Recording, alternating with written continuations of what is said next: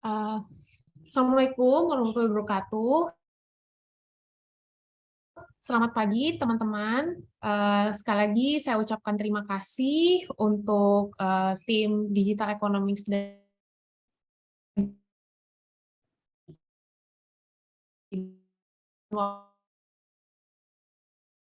ya.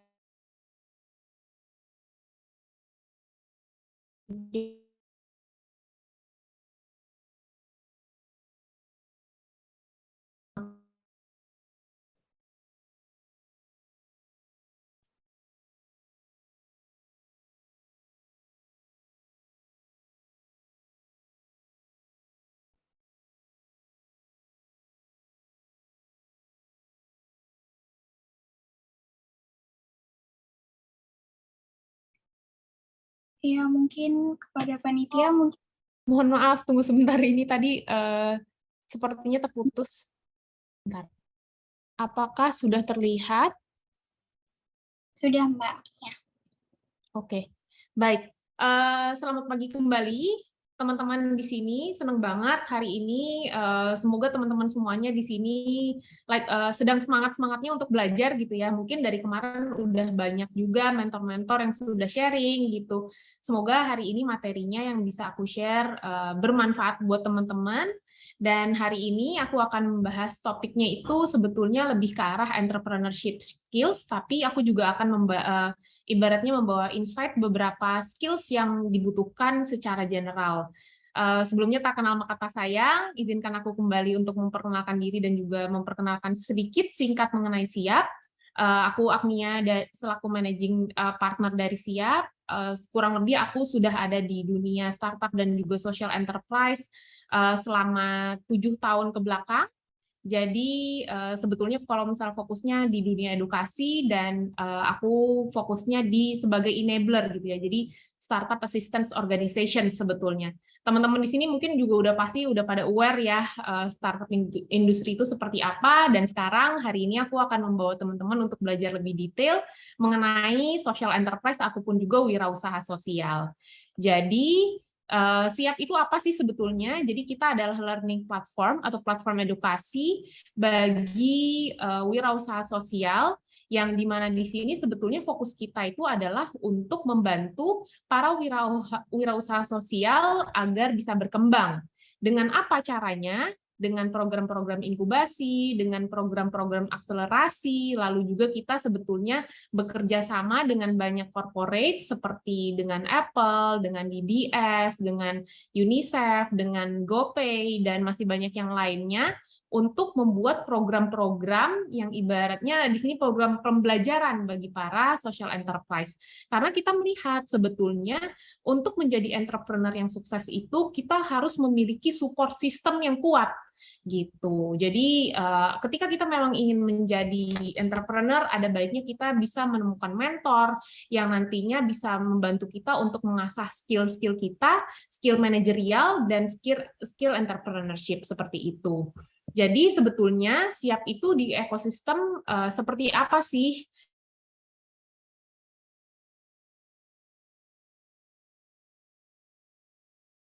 Sistem di Indonesia, di mana kita rutin untuk mengadakan program-program komunitas. Biasanya ada satu event ataupun juga conference yang besar di awal, ataupun juga kita rutin untuk mengadakan webinar sehingga kita mendapatkan pool ataupun juga akses kepada social enterprise ataupun juga kepada startup yang ada di ekosistem.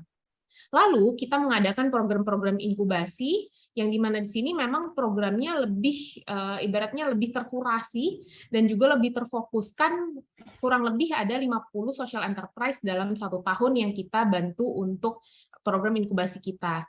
Dan setelah program inkubasi ada program akselerasi yang dimana kita sebetulnya lebih fokuskan untuk membantu perkembangan dari setiap social enterprise itu lebih lanjut itu seperti apa.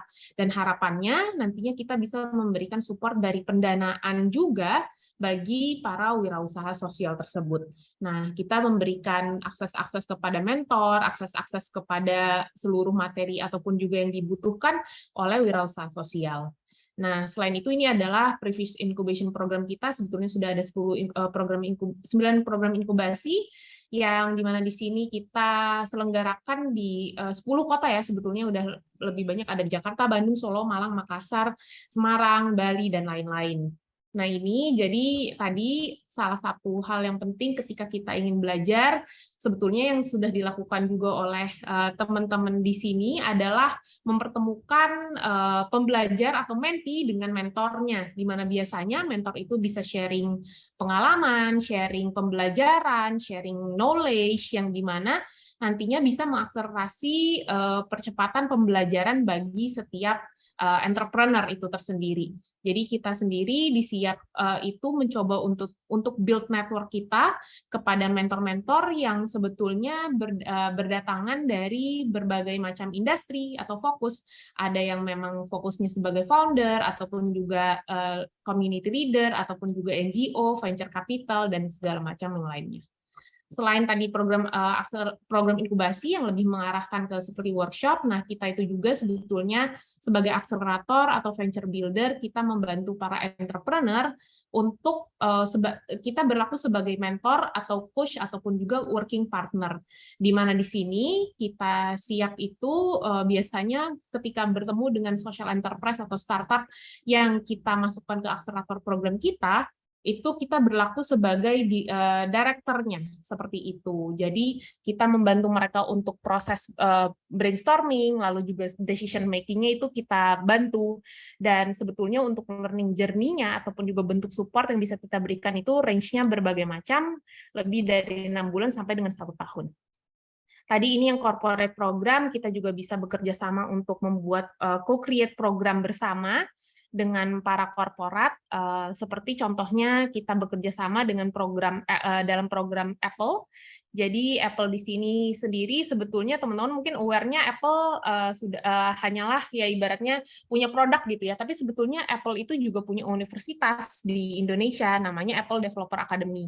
Nah, kemarin kita bekerja sama dengan Apple untuk menyelenggarakan program lanjutan dari Apple Developer Academy yang disebutnya Apple Catalyst Program, seperti itu.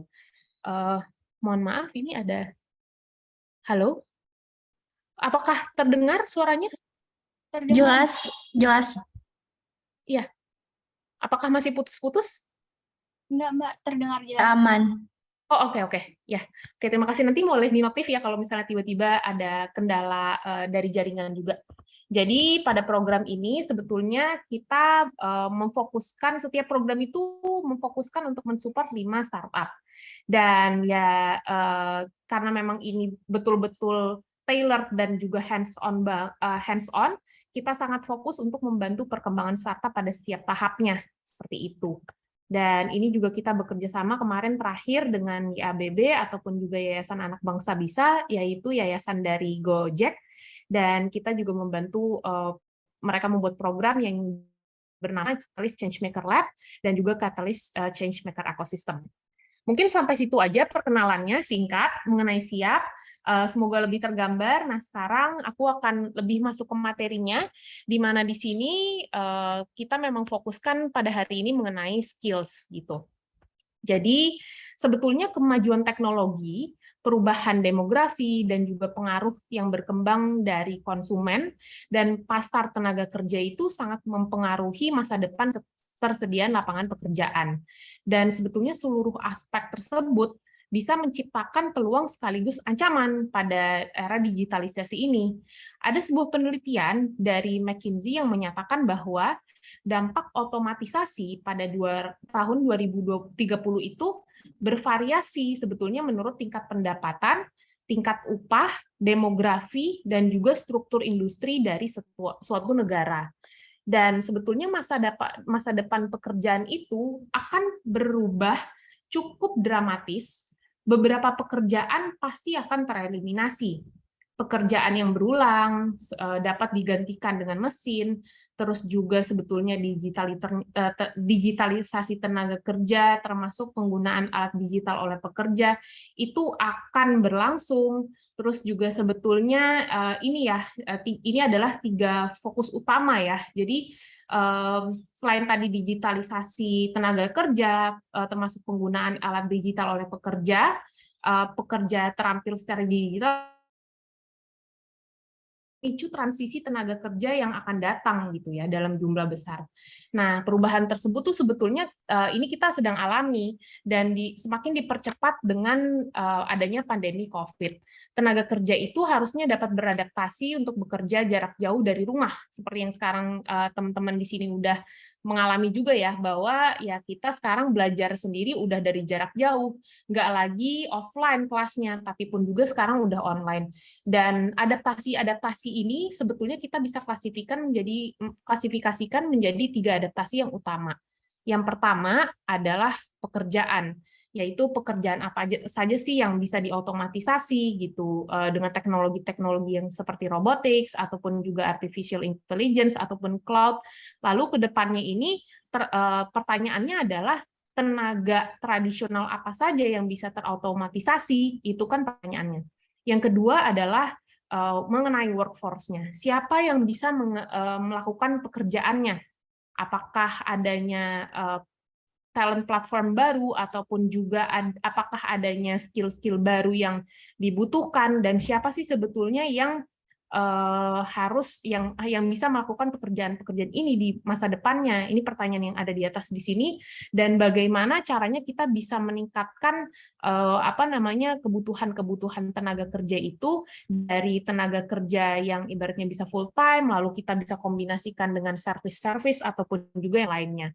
Dan yang terakhir, ini yang tadi sudah aku sebut juga, workplace. Sebetulnya di mana sih pekerjaan ini nantinya akan dilakukan?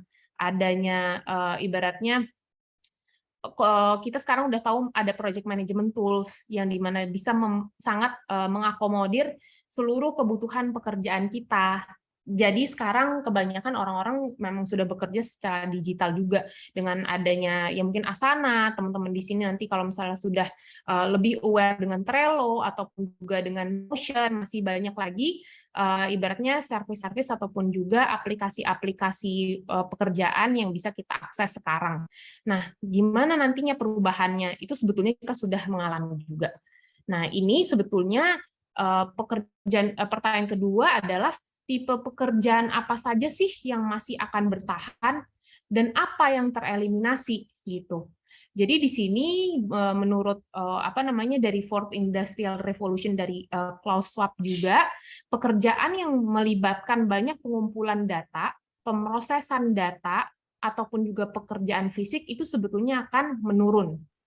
Tetapi pekerjaan yang relatif lebih sulit dan aktivitasnya itu sulit untuk diotomatisasi seperti pekerjaan yang ibaratnya membutuhkan manajemen ataupun juga yang membutuhkan empati, penilaian yang sebetulnya lebih banyak ke arah ya tadi ada human interaction-nya juga, itu sebetulnya akan lebih sulit untuk terotomatisasi. Karena ibaratnya saat mesin berevolusi dan memperoleh kemampuan kinerja yang lebih maju, jadi mesin itu yang nantinya bisa menggantikan kita sebagai pekerja. Dan ini sebetulnya adalah klasifikasi tipe pekerjaan yang rentan untuk terotomatisasi sampai dengan paling tidak rentan ini ada di bagan ini. Jadi yang mungkin cepat ya bisa diotomatisasi itu ada di telemarketer, terus juga ada penyedia teks, lalu juga ada orang-orang yang nantinya akan membuat asuransi, lalu juga ada legal secretaries, lalu mungkin ada orang-orang yang bisa jadi waiter di restoran. Sekarang mungkin adanya beberapa robot yang bahkan bisa untuk mengantarkan makanan gitu. Dan itu kalau nggak salah udah ada di Bandung. Kalau nggak salah ya ada satu kafe yang yang ibaratnya pekerjaannya diperbantukan oleh robot yang mengantarkan makanan gitu. Jadi mungkin di sini contohnya itu ada yang sudah diadopsi di Indonesia itu tersendiri dan di bawah misalnya setelah pekerja di restoran ada real estate brokers ataupun juga sekarang teman-teman udah bisa lihat banyak banget loh sekarang platform-platform properti yang bisa memberi informasi kepada kita kira-kira ada penjualan properti di mana saja yang sekarang itu sebetulnya dulunya adalah pekerjaan dari broker real estate. Nah, sekarang itu sudah terotomatisasi sebetulnya karena akses terhadap informasi tersebut sudah sangat dimudahkan dengan adanya media, website dan lainnya. Lalu di sini di bawahnya ada sekretaris, ya di sini administrative assistants. Jadi hal yang sebetulnya memang kebanyakan pekerjaan administratif itu sudah bisa diperbantukan oleh adanya depannya. Kurir atau messenger, ini mungkin masih setengah-setengah. Dan yang di kanan itu adalah yang masih bisa kita pertahankan ya, ibaratnya sulit untuk diotomatisasi. Yang di kanan seperti psikolog, terus ataupun juga orang-orang yang concern terhadap mental health. Sekarang kan banyak banget isu-isu mental health. Nah, itu sebetulnya karena memang adanya human interaction yang dibutuhkan yang sangat tinggi, jadi sebetulnya kita tetap memfokuskan bahwa orang-orang. Terus di sini ada bawahnya terus juga mungkin di sini dokter yang pastinya adalah untuk untuk surgery ataupun untuk operasi. Walaupun sebetulnya kita sudah pernah tahu ya, mungkin teman-teman di sini bahwa robot itu juga untuk bisa melakukan pekerjaan-pekerjaan dokter. Terus di mana di bawahnya ada HR manager, yang di sini tadi lagi balik lagi tinggi human interaction evaluation-nya di sini.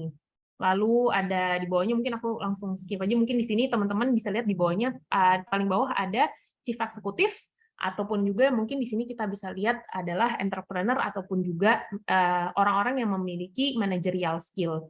Nah, itu nantinya akan kita fokuskan dalam pembahasan hari ini. Nah, balik lagi ke poin yang kedua. Nah, di masa depan itu sebetulnya untuk pekerjaan kita akan melihat perubahan-perubahan tersebut ya. Jadi digitalisasi tersebut bisa mempengaruhi kurang lebih 75 juta pekerja dari 75 million di sini dari 375 million pekerja yang ada di seluruh dunia ini. Dan tapi sebetulnya ini yang tadi aku sudah bilang, perubahan-perubahan tersebut adalah yang memang pekerjaannya bisa digantikan oleh mesin gitu. Dan tapi di sini yang akan bertahan adalah pekerjaan-pekerjaan yang tidak dilakukan oleh mesin seperti mengelola orang, menerapkan keahlian-keahlian tertentu, terus juga yang membutuhkan communication skill yang tinggi. Jadi disinilah kinerja manusia itu lebih dibutuhkan. Dan juga sebetulnya keterampilan ataupun juga skills dan juga kemampuan yang dibutuhkan itu juga sebetulnya akan sangat bergeser ya ke depannya karena ada perubahan tersendiri ini. Jadi kita mungkin lebih membutuhkan keterampilan sosial dan emosional, lalu kemampuan kognitif yang lebih maju, dan juga penalaran logis dan juga kreativitas. Jadi dengan yang ketiga ini sebetulnya dengan kebutuhan talenta baru dan juga sebetulnya ada perubahan-perubahan job requirement ke depannya dan keterampilan atau skill baru yang dibutuhkan. Di sini pertanyaannya lagi adalah siapa yang bisa melakukan pekerjaan tersebut dan bagaimana caranya kita bisa memaksimalkan dan mensinkronisasi pekerja penuh waktu dengan freelancers, dan juga mungkin di sini kita bisa melihat ada pekerja-pekerja outsource, lalu juga bagaimana caranya kita bisa mengkombinasikan dengan mesin. Dan jadi di sini lebih menajamkan bahwa manajemen tenaga kerja yang baik itu sangat dibutuhkan ke depannya. Jadi di mana dulu mungkin ya ibaratnya entrepreneur ataupun juga kita corporate itu mencari pekerja itu masih satu tipe, di mana di sini full time worker aja. Tapi sekarang udah sangat macam-macam sekali bentuk pekerjaan dan juga bentuk engagement pekerja terhadap perusahaan itu tersebut. Dan selanjutnya adalah bagaimana tadi kita bisa memanage talentnya. Nah, yang penting adalah sebetulnya untuk talent management ataupun juga manajemen bakat adalah mengerti bagaimana cara mencari, mengembangkan, dan mempertahankan bakat yang terbaik. Dan pada saat ini, perusahaan itu harus lebih fokus kepada akses. Yang pertama ada akses, bagaimana caranya kita bisa mendapatkan tenaga kerja dengan kapabilitas dan keterampilan yang memadai untuk perusahaan dan ekosistem yang sekarang sudah terdigitalisasi. Contohnya adalah kita bisa mencari sumber dari internal dan eksternal. Lalu yang kedua adalah bagaimana caranya kita bisa mengkurasi, bagaimana kita bisa memberi karyawan ataupun juga ekosistem tenaga kerja dan tim dengan pengembangan bakat yang berarti gitu. karena di sini kan mungkin di sini teman-teman di sini banyak kan centennial ya, bukan milenial lagi ya. Kalau milenial itu memang kita bisa lihat bahwa milenial rata-rata bekerja di satu tempat itu 1 sampai 2, maksimal adalah 3 tahun. Nah, kita kalau misalnya ingin bertahan di dalam suatu perusahaan, pastinya kita melihat dong apa sih benefitnya yang bisa kita dapatkan selain dari benefit salary itu tersendiri, apa hal-hal yang bisa kita kembangkan terlepas dari perkembangan pengetahuan kita dalam pekerjaan tersebut. Dan yang terakhir ini sebetulnya yang paling penting adalah keterikatan atau juga engagement. Pentingnya di sini di mana kita bisa berinteraksi dan juga mendukung tenaga kerja, tim bisnis, dan juga mitra untuk betul-betul meningkatkan produktivitas dan impact. Di sini mungkin relate ke teman-teman ketika nanti teman-teman bisa membayangkan seperti apa sih ketika teman-teman lulus dan juga bagaimana ke depannya untuk mencari pekerjaan ataupun juga bagaimana interaksi dalam pencari pekerjaan dan juga corporate yang menyediakan pekerjaan tersebut. Nah, setelah itu kita bisa ada satu ini ada source dari World Economic Forum bahwa ini adalah 10 top skills dan sebetulnya ini sudah kita rasakan juga ya sekarang. Dulu di bagian kanan ini adalah skill-skill yang terlebih dahulu kita fokuskan, complex problem solving, coordinating with others, people management, critical thinking, dan lain-lain.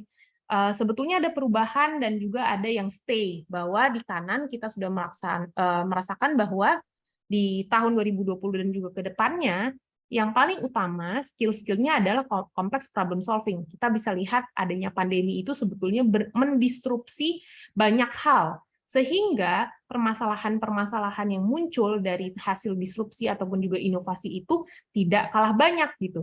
Jadi kita harus bisa betul-betul beradaptasi dan juga bisa memecahkan masalah-masalah yang ibaratnya sekarang jauh lebih kompleks dari permasalahan-permasalahan yang sebelumnya. Lalu yang kedua, critical thinking. Di sini teman-teman diharapkan bisa berpikir secara kritis untuk tadinya menghadapi masalah, terus juga untuk mencari gimana sih kira-kira solusi ataupun juga inovasi yang bisa diberikan bagi masalah-masalah yang ada sekarang.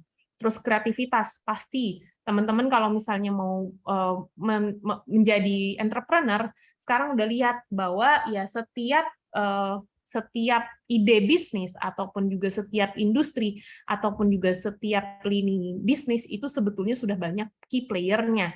Nah, teman-teman ketika ingin inisiasi suatu bisnis harus berpikir bagaimana saya bisa menginisiasi sebuah bisnis yang tentunya nantinya akan berbeda dengan bisnis-bisnis yang sebelumnya ataupun juga memiliki unique selling point ataupun juga sebetulnya memiliki competitive advantage dari bisnis-bisnis yang lainnya.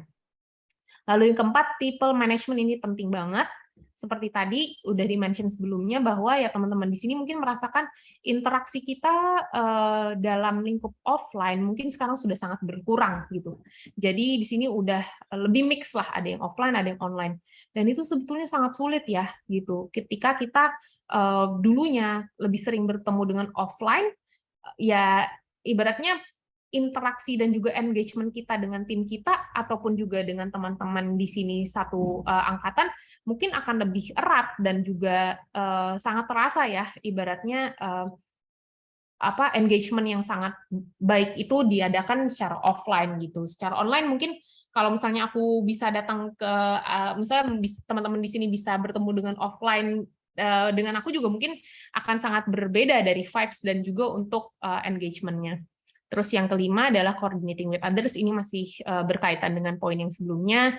Lalu emotional intelligence, sekarang di sini ibaratnya kita juga harus bisa menempatkan diri dan juga bisa menempatkan empati yang tepat terhadap seluruh yang poin bawahnya adalah seluruh judgment ataupun juga decision making yang kita buat.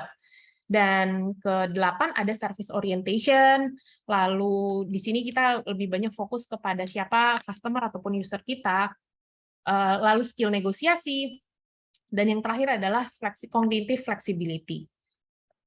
Nah, selanjutnya di sini yang terakhir selain tadi skill secara global, di sini adalah tadi sudah aku mention juga workplace, di mana sih sebetulnya ruang kerja yang nantinya kita akan ibaratnya kita akan ada di sana gitu ya. Jadi bukan lagi sekarang pekerjaannya itu harus secara offline, tapi kebanyakan memang sudah menggunakan platform-platform komunikasi digital, dan seperti yang kita lakukan hari ini, kita menggunakan Zoom untuk belajar bersama, dan sebetulnya ini bisa memberikan peluang bagi teman-teman yang ibaratnya bisa belajar secara jauh. Jadi mungkin tadi teman-teman dilihat, oh ternyata ada loh ancaman yang diberikan terhadap digitalisasi ini, tapi sebetulnya ada juga opportunity ataupun juga kemudahan yang bisa dirasakan dengan adanya digitalisasi.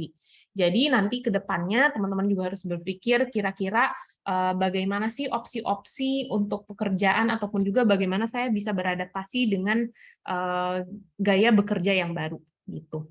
Jadi sebetulnya ketiga aspek di atas itu menjadi sangat krusial untuk perkembangan manajemen tenaga kerja, ataupun juga tadi kalau lebih fokusnya teman-teman di sini nanti setelah lulus ingin mencari pekerjaan, teman-teman harus lebih aware dengan adanya perubahan-perubahan yang ini.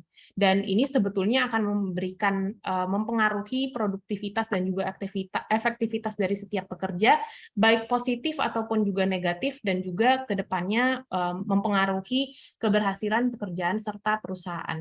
Dan yang pastinya adanya dibutuhkan perencanaan ulang untuk memaksimalkan dan mensinkronisasi ketiga aspek di atas. Dan solusinya sebetulnya ini kalau misalnya secara global, semua pemangku kepentingan masyarakat, secara global, pemerintah, bisnis, akademisi, masyarakat sipil, memiliki tanggung jawab untuk bekerja sama untuk lebih memahami tren yang muncul, ataupun juga tadi yang sudah kita mention di atas, tentang masa depan pekerjaan dan apakah ada cukup pekerjaan untuk mempekerjakan semua orang.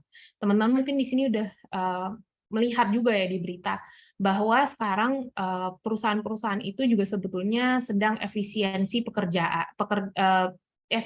dari pekerja. Itu sudah berlaku di beberapa startup yang memang sekarang kalau misalnya di startup itu sedang mengalami winter condition, ataupun juga sedang mengalami kesulitan dari sisi funding-nya mereka. Nah, tapi sebetulnya untuk ke depannya kita fokus pada solusinya, ada 8 hal yang bisa kita fokuskan. Yang pertama adalah peningkatan reskill workforce, ataupun juga peningkatan keterampilan skill tenaga kerja secara menyeluruh gitu. Tadi skill-skillnya apa? Mungkin tadi yang di atas ada soft skill yang bisa teman-teman lihat, yang sudah aku mention ada 10, tapi masih banyak skill-skill lainnya yang teman-teman bisa asah pada waktu teman-teman kuliah dan juga setelah kuliah.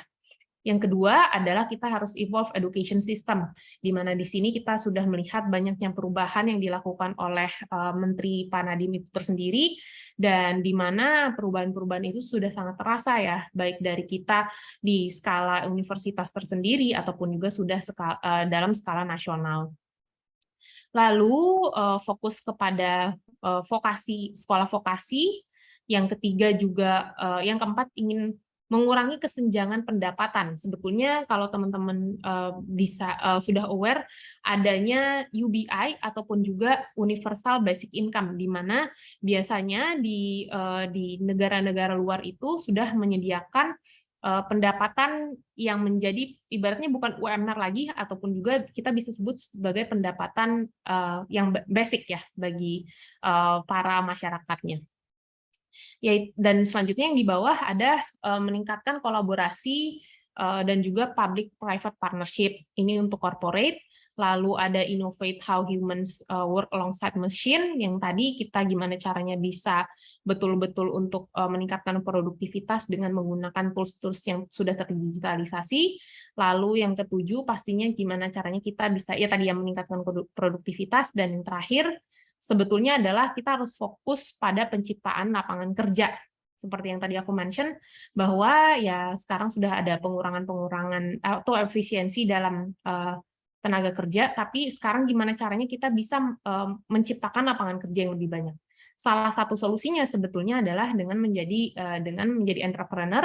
Teman-teman di sini selain menjadi entrepreneur juga bisa memberikan lapangan kerja kepada para pekerja yang nantinya ketika bisnis teman-teman berkembang, itu teman-teman bisa memperluas cakupan tenaga kerja. Nah, sekarang kita akan fokus kepada social enterprise. Jadi, di sini aku akan mengenalkan term social enterprise atau wirausaha terlebih dahulu, di mana di sini mungkin teman-teman sudah aware bahwa ya entrepreneur secara normalnya adalah ya bagaimana caranya kita bisa menjual produk atau service dan mendapatkan profit dari produk atau service tersebut. Tapi sebetulnya wirausaha sosial itu lebih dari hanya fokus terhadap profit, tapi di sini kita menggabungkan impact ataupun juga dampak dan profit. Jadi kita tidak hanya mendahulukan profit, tapi pun juga kita mendahulukan bagaimana caranya kita bisa mendapatkan atau menciptakan dampak yang positif dari seluruh aktivitas-aktivitas yang kita lakukan dalam entrepreneurship kita.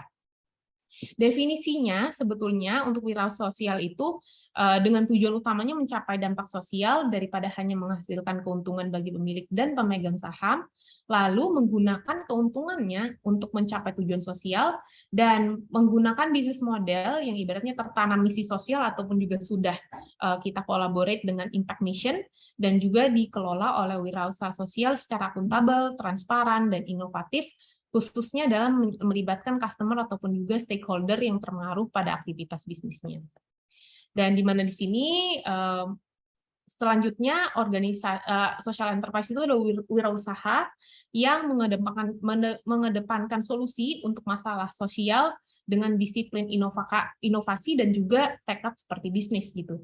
Jadi kita dapat menghasilkan keuntungan tapi kita juga memfokuskan untuk menciptakan keberlanjutan dan juga untuk mencapai visi dari dampak sosial yang kita inginkan.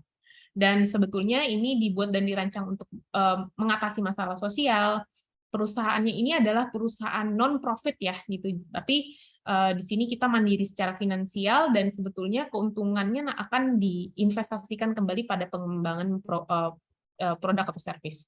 Aku akan pasang sebuah video, semoga teman-teman bisa akan lebih relate terhadap apa sih term social business ataupun social enterprise ini.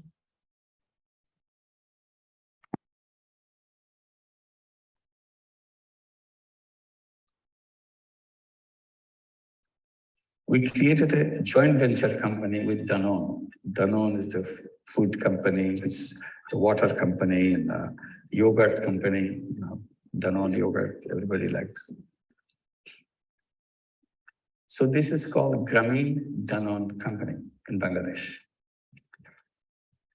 I met the chairman of Danone in a chance meeting, and we were discussing, and I suggested to him, why don't we create a Grameen Danone company in Bangladesh?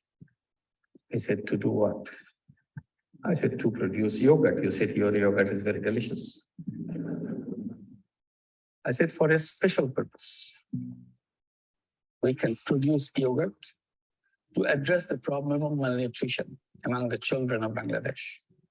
We take all the micronutrients which are missing in the children, put it in the yogurt, and make it very cheap so that the poorest children can afford it and eat it. There are millions and millions of children in Bangladesh who are malnourished. Experts tell us that if a child eats 2 cups of these yogurts per week and does it over a year, he or she will regain the full health. He said, I agree. We shook hands and disagreed. I said, I have not finished yet. I said, it will be a social business. He said, what is a social business? I explained to him, in this business, social business, you can invest, but you cannot take any dividend. You can take all your investment back, recoup all your money, but after you have taken back the last penny, it stops. Company continues to earn profit, but it's not your profit. It's company's profit. Company continues to expand and reach out to more children because it is driven by the social objective. He again shook hands, says, I agree. This time I thought he doesn't understand my English. But later on, I exchanged emails explaining everything. I said, please confirm if we understand each other. He gladly sent me back, said, I understood every word of it. Let's go ahead and do it. And we created that company. We are selling that yogurt now in Bangladesh.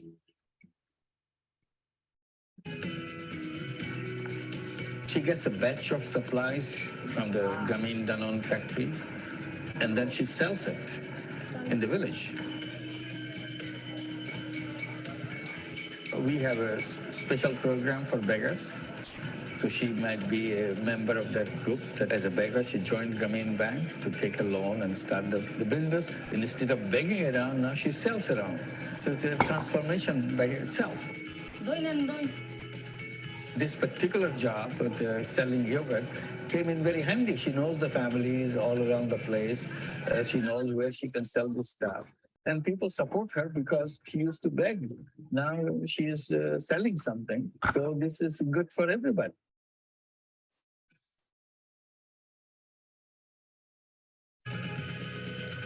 If this becomes successful in this cluster of villages, then all we have to do is to repeat this all over Bangladesh. Because as once if you put it in a business format, then the sky is the limit. You can expand it as many ways as you want, because once you get this engine started, it never stops. It runs by its own steam. And that's where the difference between charity and a social business. In charity, when you give the money, it goes away. It never comes back. So charity dollar has only one life. If you use it, it's done. But if you can define this or design this into a social business, then suddenly that social business dollar has endless life, because it recycles, starts moving back and forth again and again. So you touch many more lives, and it continues ever and ever.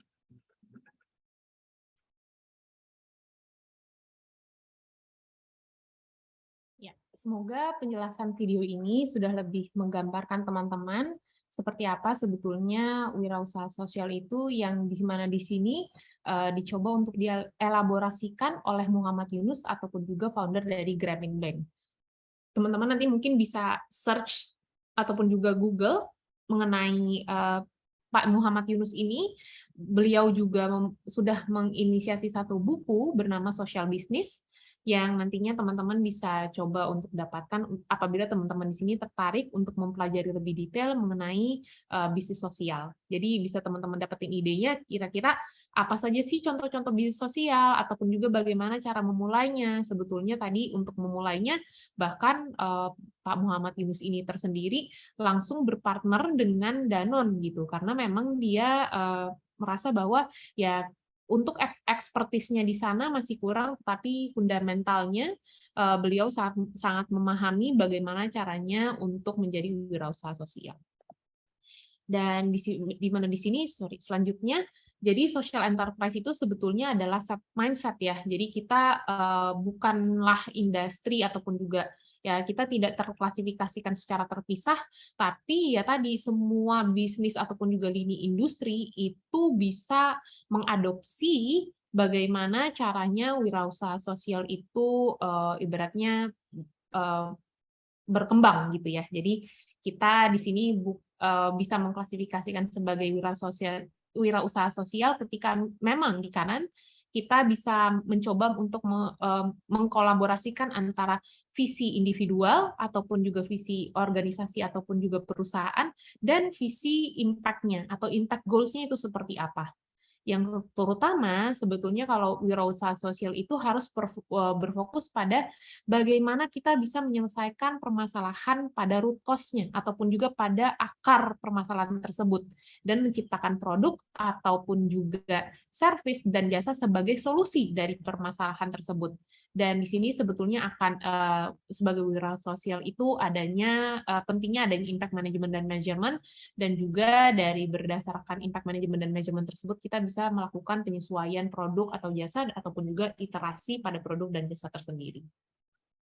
Dan di mana di sini sebetulnya selanjutnya tentunya untuk menjadi wirausaha sosial itu sebetulnya ada tantangan juga di awal-awal, apalagi di masa pandemi ini. Berdasarkan hasil riset bahwa beberapa ibaratnya challenge untuk perkembangan wirausaha sosial itu adalah kurangnya pendanaan ataupun juga lack of capital sebanyak 47%. Lalu juga di sini di bawahnya 30%-nya susah untuk mendapatkan funding ataupun juga grant, dan yang terakhir adalah 30% mengalami shortage ataupun kekurangan dari managerial skills tadi ataupun juga entrepreneurship skills. Dan di mana di kanannya sebetulnya apa sih tujuan perkembangan dari wirausaha sosial itu?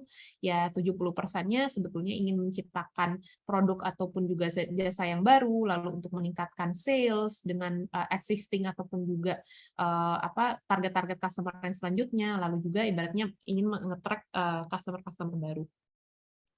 Nah, di sini tadi ini namanya theory of change ataupun juga ya kita bisa lihat bahwa apa sih sebetulnya permasalahan-permasalahan utama yang dialami oleh wirausaha sosial itu, yaitu yang pertama adalah lack of managerial skills. Yang kedua adalah kesulitan atau inability untuk menghitung ataupun juga measure social impact. Lalu kesulitan dalam hiring talents tadi ya. Ini masih berkesinambungan dengan topik yang di awal, dan juga kurangnya untuk exposure ataupun juga kurangnya mendapatkan support dari ekosistem seperti enablers ataupun juga investor dan partner-partner strategis lainnya. Dan yang terakhir adalah lack of funding atau kekurangan untuk mendapatkan pendanaan. Nah, sebetulnya di kanannya ini apa yang kita coba terapkan di SIAP, bahwa ya kita ingin mencoba untuk meningkatkan pengetahuan dan juga skill-skill dari para entrepreneur ini sehingga nantinya bisa menjadi entrepreneur secara mandiri. Dan kita juga mencoba untuk memberikan akses-akses kepada mentor dan juga support terhadap ekosistem, lalu tadi untuk meningkatkan managerial skills dan business practice. Dan nantinya sebetulnya kita ingin mencoba untuk memecahkan permasalahan utama tadi bagi para wirausaha sosial itu, pada akhirnya mereka bisa meningkatkan revenue atau pendapatan, lalu bisa meningkatkan dampak yang mereka ingin ciptakan, dan juga menciptakan kolaborasi yang ibaratnya masih bisa kita maksimalkan dalam suatu ekosistem. Dan pada akhirnya kita ingin semua wirausaha sosial itu bisa sustain ataupun juga berkelanjutan dan nantinya bisa lanjut untuk menciptakan dampak-dampak sosial yang positif. Nah, di sini tadi ada 5 untuk social enterprise challenge-nya, di mana satu adalah business model validation atau juga bagaimana caranya kita bisa memvalidasi bisnis model kita, baik produk ataupun jasa. Lalu juga adanya kesulitan untuk akses kepada pendanaan, adanya kekurangan network dan kolaborasi, adanya kekurangan mentor, adanya kekurangan skill-skill entrepreneurial, dan lebih detailnya adalah sebagai berikut. Yang pertama, kenapa validasi dari bisnis model itu sebetulnya susah? Karena wirausaha sosial itu sebetulnya term yang masih bisa terbilang baru ya di Indonesia. Jadi kita kebanyakan orang-orang di Indonesia itu melihatnya ini adalah bisnis konsep yang altruis. Padahal sebetulnya tidak. Kita bisa memaksimalkan profit juga alongside dari kita memaksimalkan impact. Dan tidak hanya kita bergantung pada grant ataupun juga bisa harus rely on sponsorship ataupun juga CSR untuk operate, tapi kita bisa memaksimalkan bagaimana kita bisa monetisasi dari bisnis model kita. Dan juga ke depannya sebetulnya ini permasalahan-permasalahan yang bisa kita coba untuk fokuskan dari SIAP sendiri, karena social enterprise itu rata-rata masih belum bisa mendefinisikan problems ataupun juga impact apa sih yang mereka ingin capai ataupun juga impact apa yang ingin bisa mereka deliver melalui wirausaha sosialnya gitu. Dan juga bagaimana caranya bisa mendapatkan akses-akses kepada pengetahuan-pengetahuan dari bisnis wirausaha sosial ini. Dan yang kedua tadi, akses to funding, sebetulnya karena kita dalam 2 tahun ke belakang ini kita melihat bahwa baik dari peminjam, sebetulnya kalau sekarang kita lihat peer-to-peer lending sedang banyak sekali ya, tapi pun juga di sini berkebalikan dengan investor. Para investor ataupun juga para VC itu sebetulnya lagi hold pendanaan bagi para wirausaha sosial. Jadi sebetulnya untuk pendanaan-pendanaan itu tersendiri, kita bisa dapat dari mana sih? Kita bisa dapat dari bootstrap ataupun juga dari kita pribadi ataupun juga dari keluarga. Lalu juga kita bisa mendapatkan uang dari crowdfunding, lalu bisa mendapatkan grant atau donasi, lalu sponsorship, CSR ataupun juga investment.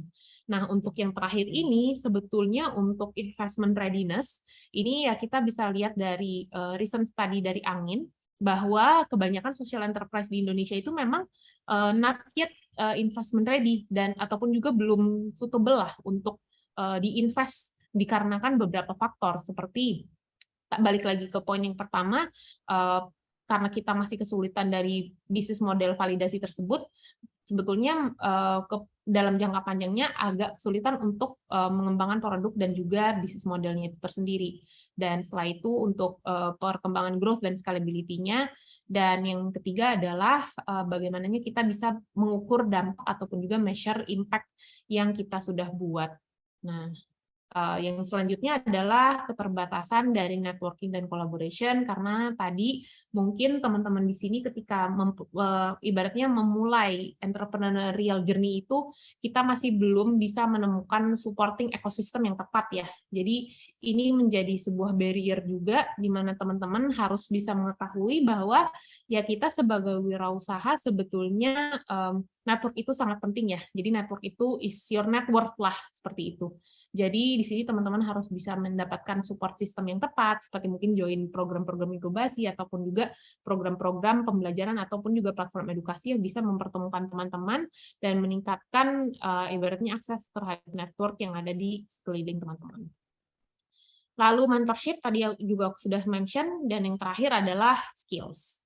Nah, ini sebetulnya sedikit skill yang penting bagi social entrepreneur. Yang pertama adalah leadership, di mana di sini leadership sangat penting karena SI itu biasanya mengidentifikasi permasalahan dan betul-betul kita fokus untuk memecahkan bagaimana sih caranya kita bisa memecahkan permasalahan tersebut melalui produk atau service kita, sehingga permasalahan-permasalahan tersebut itu bisa kita pecahkan secara sistematis dan juga secara global seperti itu. Dan yang pasti optimis karena kita sudah punya visinya dan juga kita bisa betul-betul breakdown menjadi misinya bagaimana kita bisa mencapai visi tersebut. Dan yang ketiga adalah punya grit. Jadi ini ada grit itu adalah kombinasi dari perseverance, passion dan juga hard work. Nah, ini penting banget bagi teman-teman entrepreneur ke depannya, terutama ketika kita sedang mengalami di masa pandemi ini, sangat banyak perubahan, sangat banyak tantangan, sangat banyak ibaratnya posisi-posisi yang mungkin ataupun juga keadaan yang tidak menguntungkan bagi kita, tapi ketika kita memang believe in the mission, ya kita pasti akan betul-betul mencoba untuk mempertahankan, bahkan juga untuk mengembangkan wirausaha kita sendiri, seperti itu. Yang keempat adalah ya tadi resilience in the face of adversities, ataupun kita bisa ibaratnya bertahan lah ya dengan segala obstacle ataupun challenge ataupun juga failure tadi. Ya 1-2 kali kita mengalami hambatan ataupun juga ya mungkin teman-teman nanti bisa ya ibaratnya failure itu wajarlah terjadi, ataupun juga ada misalnya failure itu bisa kita breakdown bukan hanya untuk mengalami kegagalan bisnisnya itu tersendiri, tapi mungkin bisa kegagalan dalam mencapai target. Nah, itu sebetulnya banyak obstacle atau challenge yang teman-teman hadapi di sini. Bisa kekurangan pendukung dana, ataupun juga susah untuk mencari akses funding, dan lain-lain. Lalu yang kelima adalah kreativitas dan inovasi, ya kita harus bisa betul-betul ibaratnya develop creative solutions ya untuk address social problems. Yang keenam adalah empati, di mana di sini selain kita betul-betul memahami permasalahannya, kita juga bisa ibaratnya menginspirasi orang dan juga bisa memotivasi orang pihak luar dengan visi dampak kita tuh seperti apa sih yang kita inginkan gitu. Jadi teman-teman di sini sebagai social enterprise nanti bisa ya melatih skillnya untuk menjadi public speakers juga, karena kita bisa memberikan inspirasi tersebut kepada orang luar. Dan yang terakhir adalah memiliki emotional dan social intelligence skills in connecting with people dan juga building network. Karena tadi balik lagi, network kita bisa sangat membantu kita dalam mengembangkan bisnis. Ini sedikit. Terakhir, mungkin ada perubahan-perubahan dan adaptasi yang dialami oleh wirausaha sosial di masa COVID, terutama dalam model bisnisnya. Ini mayoritas 26% itu memang model bisnisnya sama, tapi kebanyakan mengurangi aktivitas bisnis. Ataupun juga sebetulnya masih di sisi lain juga model bisnis berubah, tapi masih belum tahu kapan akan merubahnya, seperti itu ya. Jadi di sini banyak sekali wirausaha sosial itu yang sudah mengubah bisnisnya dari offline menjadi online, ataupun juga mengadaptasi bisnis produk ataupun juga jasanya. Dan setelah itu secara operasional juga ini tadi sudah di-mention sebelumnya, 50% menyediakan banyak produk atau jasa secara online. Lalu 40% menyediakan produk atau jasa baru yang ditargetkan untuk mendukung beneficiaries ataupun juga pihak yang terdampak dari COVID. Lalu 38%-nya menyediakan produk atau jasa baru, 28%-nya itu mengurangi produk atau jasa, dan ini sebetulnya tidak terlalu signifikan tutup sementara ataupun juga tutup secara permanen. Yang paling penting terakhir, hal yang perlu dipertimbangkan adalah ketika teman-teman di sini ingin menjalankan bisnisnya ataupun juga nanti setelah lulus ingin menginisiasi bisnisnya, teman-teman harus pahami dampak kondisi secara global itu pada bisnisnya. Terutama pre-pandemic, ya, kita sudah mau di akhir masa pandemi ya. Jadi teman-teman harus bisa melihat bagaimana sih sebetulnya perubahan post-pandemi ini, apa yang nantinya bisa ibaratnya bisa kita inisiasi, apakah adanya revisi ataupun juga iterasi dari bisnis modelnya, ataupun juga produk atau jasanya, dan bagaimana caranya teman-teman bisa mengadaptasi hal tersebut. Dan tadi apabila memang kita membutuhkan dukungan pendanaan, kita harus bisa mengkontak bank ataupun juga mengkontak institusi yang bisa mensupport secara pendanaan kepada kita. Lalu kita bisa mencoba untuk ibaratnya mengamankan opsi dengan supplier ataupun juga para support mengenai supporting system kita dari produk dan jasanya. Lalu ini di bawah juga ibaratnya mendapatkan support dari pemerintah, lalu teman-teman juga harus bisa memperkirakan kebutuhan pelanggan ataupun juga customer-nya ke depannya seperti apa.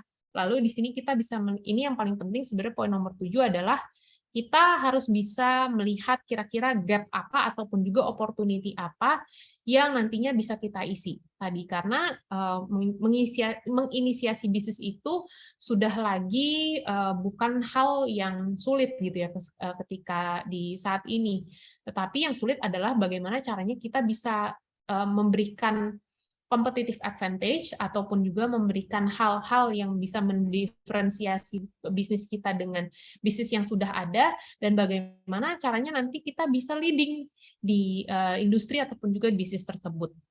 Nah, itu yang terakhir adalah bagaimana teman-teman bisa mendapatkan ekosistem dukungan ekosistem dari komunitas.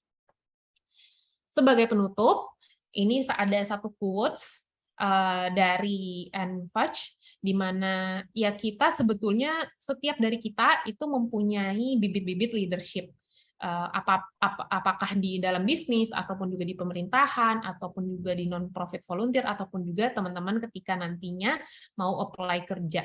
Yang challenge-nya itu sebetulnya adalah betul-betul memahami diri kita, kira-kira skill-skill kita itu ada di mana, dan bagaimana kita bisa menggunakan skill-skill tersebut di tempat yang paling tepat gitu. Karena yang terakhir di sini life is about giving and living fully. Singkatnya itu dari saya, semoga bermanfaat. Let's create a more impactful Indonesia. Mungkin kalau misalnya mau tahu tentang SIAP lebih lanjut bisa dilihat Instagramnya di @socialinnovation.id ataupun juga website, ataupun juga ketika ada pertanyaan bisa hello@socialinnovation.id. Nanti kalau misalnya kontak saya juga nanti akan saya drop di chat. Mungkin sampai sini saya kembalikan kepada moderator. Terima kasih. Terima kasih Mbak Agnia. Mbak Agnia dan teman-teman untuk menyimpulkan yang disampaikan oleh Mbak Agnia tadi. Jadi ada beberapa poin yang akan saya sampaikan. Yang pertama ialah SIAP ini bergerak sebagai salah satu learning platform untuk para pelaku social entrepreneur yang ada di Indonesia melalui berbagai program yang harapannya dapat menunjang keberadaan social entrepreneur saat ini sehingga jumlahnya dapat meningkat. Yang kedua ialah di masa mendatang ini, automation turut mempengaruhi beberapa hal. Salah satunya ialah terkait dengan struktur perusahaan, di mana dengan adanya digitalisasi, tenaga manusia ini dapat digantikan dengan mesin. Namun, terdapat beberapa peran di perusahaan yang tidak dapat digantikan seperti managerial skill dan enterprise skill. Kemudian, selain soft skill, kepada teman-teman untuk mempersiapkan dalam mencari kerja, perlu pula dipersiapkan terkait dengan perubahan yang ada. Kaitannya adalah dengan 3 pertanyaan yang muncul akibat adanya automation yang telah disampaikan oleh Mbak Nia tadi. Nah, terdapat 8 solusi yang ditawarkan, salah satunya ialah dengan menciptakan lapangan pekerjaan. Salah satunya melalui social enterprise ini. Nah, konsep social enterprise ini bertujuan untuk menciptakan dampak sosial serta menghasilkan keuntungan bagi pemilik dan pemegang saham, di mana keuntungan ini digunakan untuk mencapai tujuan sosial serta profit yang ada di social enterprise ini sifatnya endless karena dampak sosialnya sangat besar. Kemudian terdapat beberapa hal yang perlu dipertimbangkan oleh teman-teman ketika menginisiasi social enterprise. Yang pertama ialah perlu memahami dampak bisnis, perlu meninjau dan merevisi model bisnis, perlu mengontak bank dan penyandang dana, kemudian mengamankan opsi dengan supplier, mengakses paket stimulus pemerintah, memperkirakan kebutuhan pelanggan, mempertimbangkan celah pasar yang untuk diisi. Kemudian yang terakhir ialah mendukung ekosistem komunitas. Mungkin seperti itu beberapa poin yang dapat saya simpulkan. Terima kasih banyak kepada Mbak Agnia karena telah menyampaikan ilmu yang sangat bermanfaat bagi kita semua. Kurang lebihnya mohon maaf apabila ada salah perkataan maupun perbuatan yang telah saya lakukan pada pagi hari ini. Untuk